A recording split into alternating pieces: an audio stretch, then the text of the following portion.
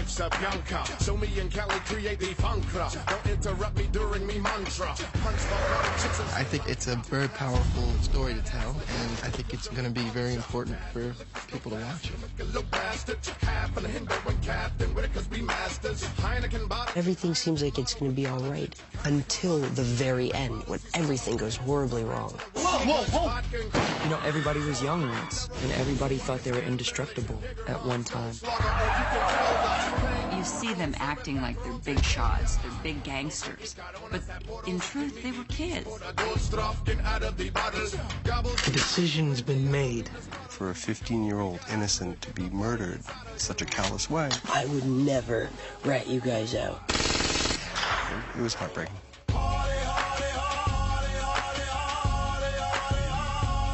This movie is certainly an exploration of loss. Loss of a child's life, loss of youth, loss of a certain lifestyle that people can never live again and probably shouldn't have in the first place. Fuck that. You pay me. All of it. I really enjoyed this script for a lot of reasons, one of which was because I was already familiar with the story, and I guess because it was involving kids that are my age. I was interested like everybody was. After reading the script, my reaction was, this is a story that people should hear. Because it's not just about gangs or drugs or bad kids, it's about family and, you know, lack thereof. Nick handled this material so well, and I cared about these people. And they're not necessarily likable. And I think that's the quality that I responded to the most. When I read the script that he had written, I was heartbroken. I was just heartbroken for all of them, quite frankly. For the mother, for the dead boy, for the brother of the dead boy, the father, for the unwitting accomplices, and even for the witting accomplices, quite frankly, and even for the killer. Don't you fucking get it, you moron? There's a missing persons poster on every street corner. You're in deep shit, Johnny. The cops pick you up. You're doing 25 to life. You don't think I know that? Fuck your life up so bad.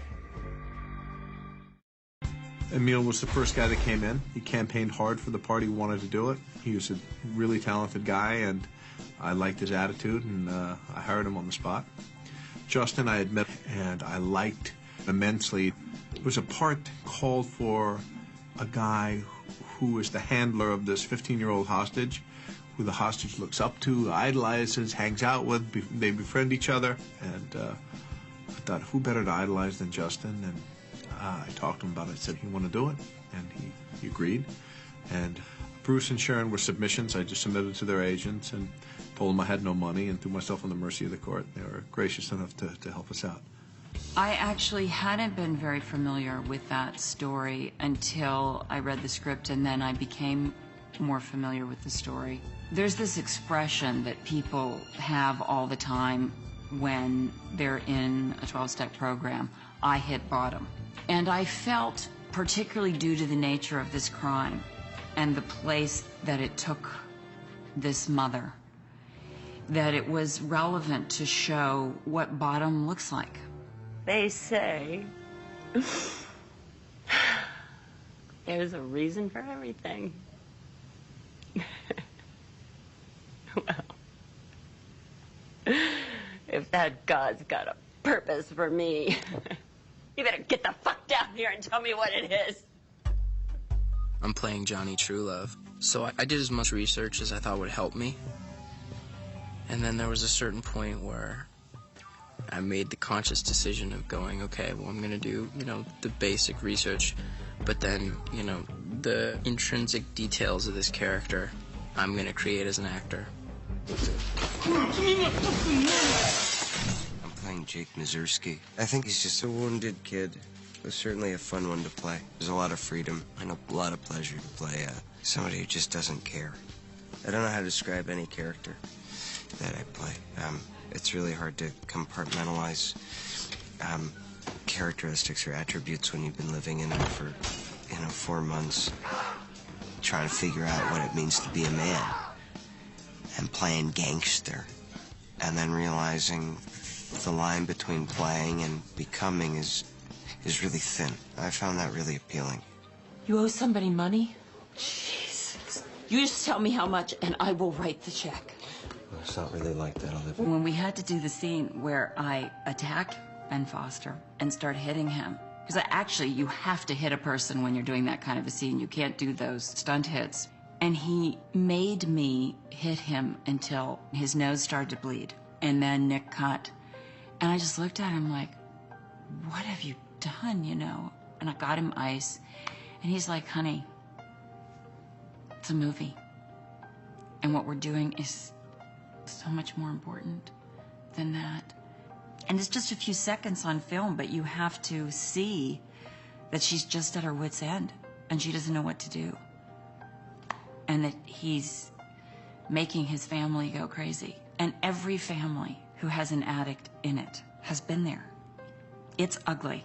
And he knew that you have to have those out of control, awful things in the film or you're not telling that story. I had fun playing with Sharon.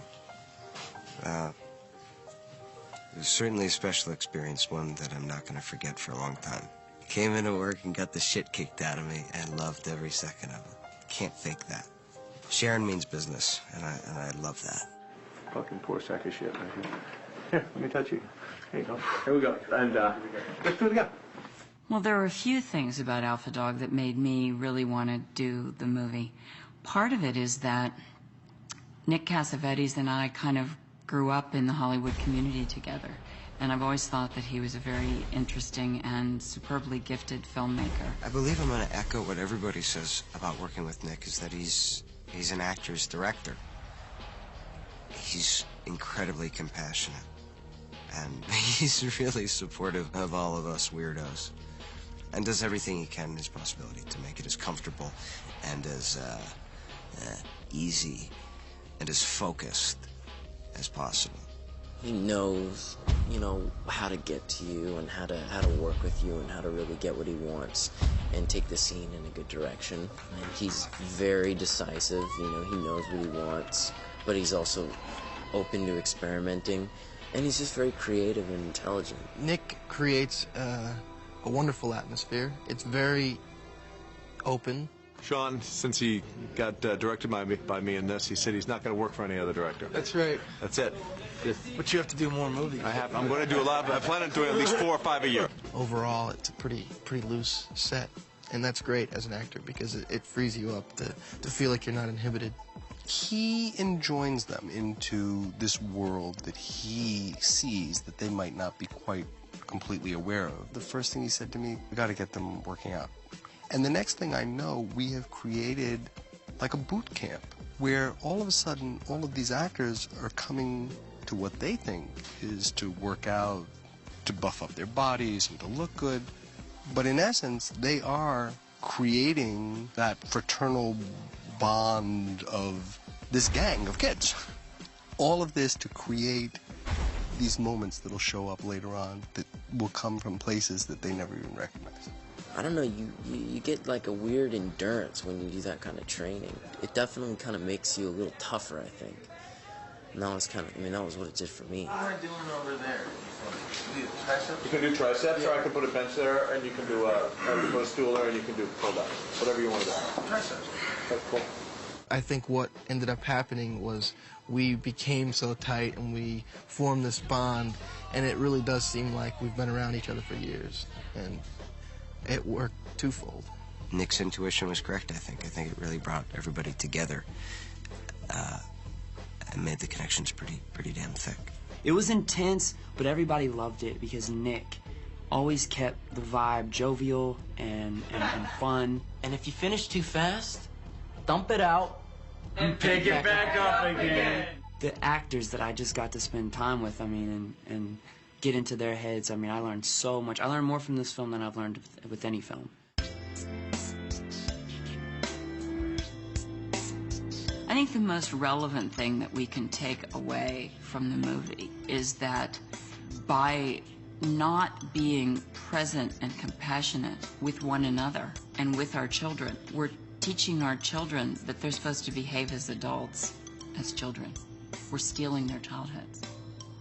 Kids are supposed to be kids. They're children. Let them have their childhood. There's a kid that lost his life. He's 15 years old, never really going to have a chance to be who he was. His life was taken away. Really, I would hope that maybe we just catch a glimpse of the kid.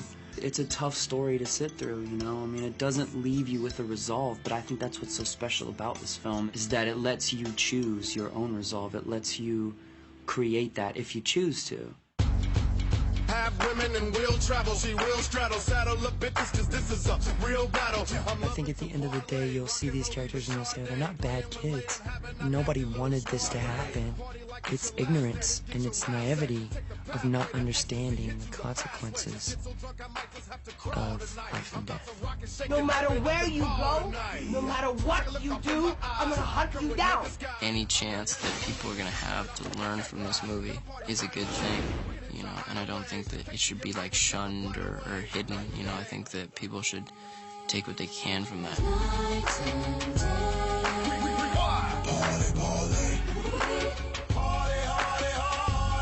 You know when you go to see a Nick Cassavetes movie that you're in for a ride. Nick has this ability to rip your heart out in a lot of his movies. There's always seems to be some sort of major event, and this has that, and it's touching. We the party people night and day. Living crazy is the only way.